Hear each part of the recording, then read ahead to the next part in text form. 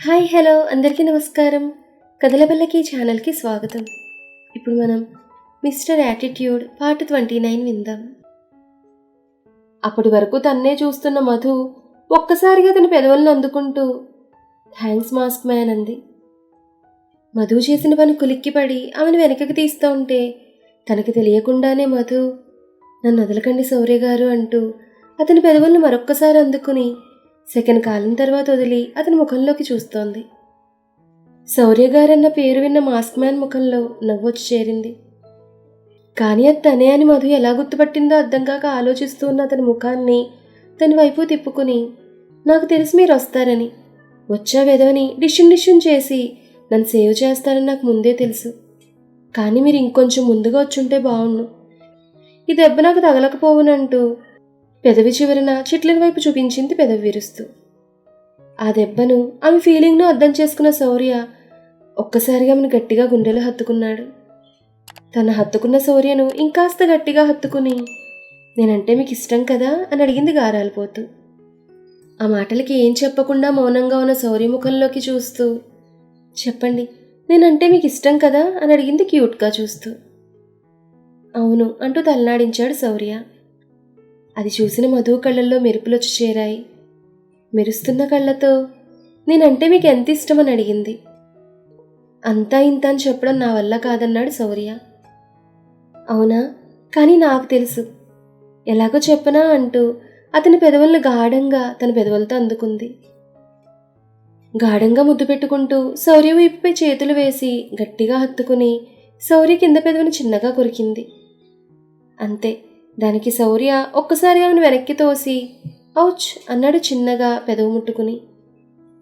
ఏమైంది అంటూ శౌర్య పెదవి వైపు చూస్తూ, లవ్ బైట్స్ అంటే అంతే, ఆ మాత్రం నొప్పి పెడతాయంట అంది ఎక్కడో చదివినట్టుగా గుర్తు చేసుకుంటూ, పెదవిని గుండ్రంగా చుట్టి అతని ముఖంలోకి చూస్తూ.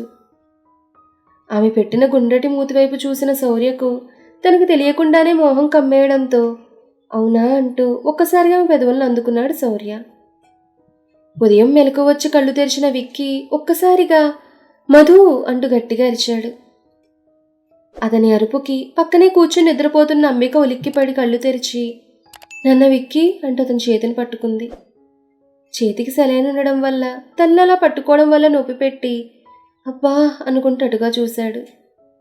చేతికి సెలైన్ తన హాస్పిటల్ బెడ్ మీద ఉండడం చూసి, ఏం జరిగింది, నేను ఇక్కడున్నానేంటి అనుకుంటూ నిన్నటి విషయం గుర్తు చేసుకోవడానికి ట్రై చేస్తుంటే తల నొప్పిగా అనిపించి అబ్బా అని తలపట్టుకుని నేను రాత్రి విషయాలు గుర్తు తెచ్చుకుని కళ్ళల్లో నీళ్లతో మధు మధు అని పిచ్చివాళ్ల బెడ్ మీద నుంచి లేవబోతుంటే అప్పుడే గదిలోకి వచ్చిన డాక్టర్, సార్ మీరు చాలా వీక్గా ఉన్నారు, బ్లడ్ కూడా చాలా వరకు పోయింది, మీరు బెడ్ మీద నుంచి లేవకూడదని వారిస్తున్నా, లేదు నేను వెళ్ళాలి, నా మధు నేను కాపాడుకోవాలని ఏడుస్తూ బెడ్ మీద నుంచి లేవబోతున్న విక్కీ చేతిని పట్టుకుని, ఏమైంది విక్కీ, మధుకి ఏం జరిగింది అని కంగారు పడుతూ అడిగింది అంబిక.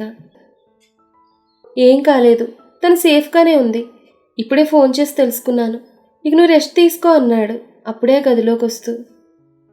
ఆ మాట విన్న విక్కీ, డాడ్ మీరు చెప్తుంది నిజమా, నా మధుకి ఏం కాలేదా కానీ అని ఆగాడు విక్కీ. ఆ మాటకి విక్కీ చేతిపై చేయి వేసి, నువ్వు అనుకున్నట్టుగా మధుకి ఏం కాలేదు, తనని కూడా నిన్ను కాపాడినట్టే ఎవరో వచ్చి కాపాడి తన రూమ్కి చేర్చారంటని చెప్పాడు ధనుంజయ్.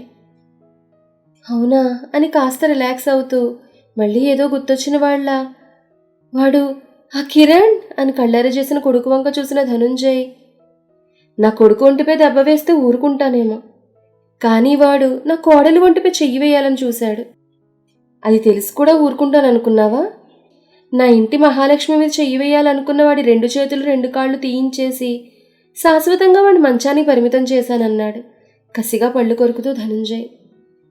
తండ్రి మాటలు విన్న విక్కీ కోపం చల్లారి శాంతి చేకూరితే వారిద్దరూ మాట్లాడుకున్న మాటలు బేరీజు వేసుకున్న అంబిక ఏం జరుగుంటుందో ఊహించి, పాపం మధు ఎలా ఉందో ఏంటో అనుకుంది బాధగా.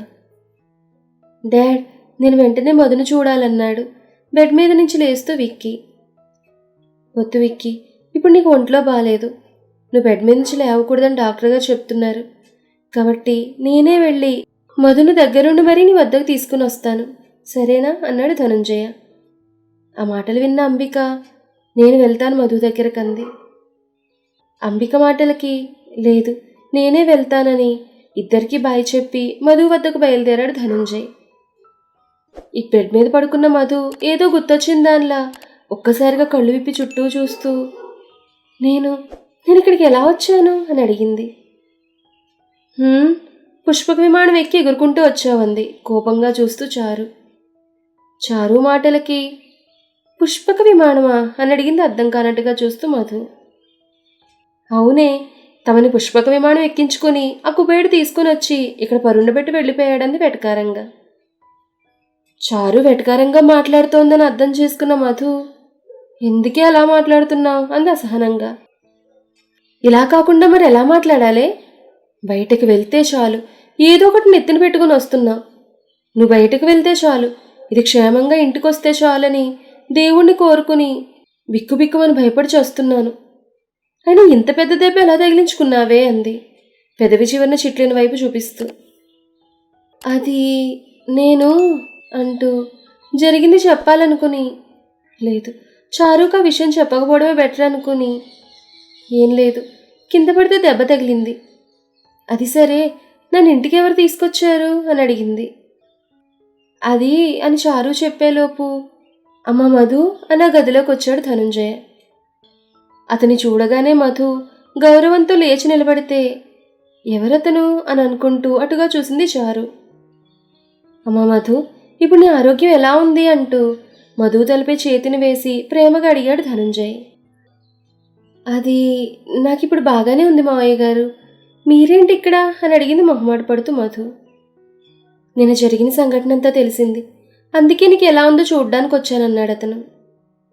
ఆ మాటకి, నిన్న జరిగిన సంఘటన ఏం జరుగుంటుంది అని ఆలోచిస్తోంది చారు. అతని మాటలకి ఏదో గుర్తొచ్చింది దానిలా, మావయ్య గారు విక్కీ ఎలా ఉన్నాడు అని అడిగింది కంగారు పడుతూ. విక్కీ ఇప్పుడు బాగానే ఉన్నాడు, నీ గురించే దిగులు పడుతున్నాడు అన్నాడు బాధగా. ఆ మాటకి విక్కీకి చాలా తీవ్రంగా దెబ్బలు తగలడం లీలగా గుర్తొస్తుంటే, నేను విక్కీని చూడాలంది ముందుకు నడుస్తూ.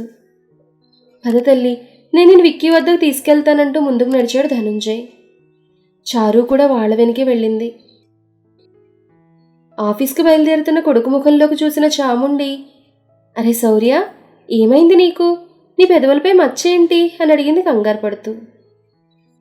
మచ్చ అంటూ పెదవుపై వేలుతో టచ్ చేసి చూసుకున్న శౌర్యకు ఏదో గుర్తు రావడంతో తన పెదవులపై చిరునవ్వు వచ్చి చేరింది. అది చూస్తూనే, మచ్చేంటని అడిగితే అలా నవ్వుతావేంట్రా అని అడిగింది చాముండి. అది నైట్ డిన్నర్ తిన్నప్పుడు అనుకోకుండా పెదవు కొరికేసుకున్నానని జవాబిచ్చాడు శౌర్య. సరిగ్గా అప్పుడే కాఫీ తాగుతూ అటుగా వచ్చిన అను అతని పెదవుల వైపు తీక్షణంగా చూస్తూ, ఈ మచ్చ నువ్వు కొరుక్కుంటే వచ్చినట్టుగా లేదే, ఎవరో నిన్ను కొరికితే పడినట్టుందేంటి అని అడిగింది అనుమానంగా చూస్తూ అను. నువ్వు గెస్ చేసింది నిజమే. ఆ మచ్చ శౌర్య పెదవుల మీదకి ఎలా వచ్చిందనేది తెలిస్తే ఖచ్చితంగా నీకు గుండె ఆగిపోద్ది. సరే, మరి ఆ తర్వాత ఏం జరిగిందనేది నెక్స్ట్ ఎపిసోడ్లో తెలుసుకుందాం. ఈ కథ మీకు నచ్చితే లైక్ చేయండి, షేర్ చేయండి, కామెంట్ చేయండి. అలాగే మన కథల పల్లకి ఛానల్ని సబ్స్క్రైబ్ చేసుకుని పక్కనే ఉన్న బెల్ ఐకాన్ని క్లిక్ చేయడం మాత్రం మర్చిపోకండి. ధన్యవాదాలు.